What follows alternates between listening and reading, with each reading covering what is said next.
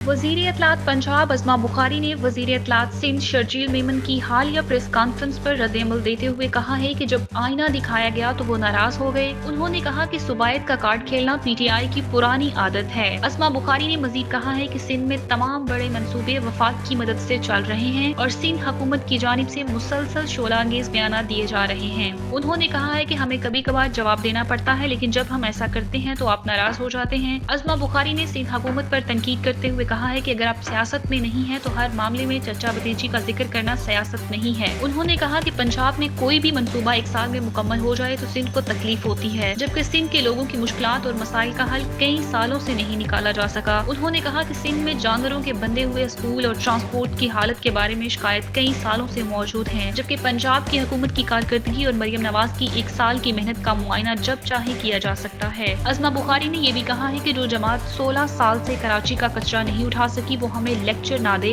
उन्होंने कहा कि अगर आपको सफाई और खूबसूरत सड़कों का मुशाहिदा करना है तो लाहौर का दौरा जरूर करें।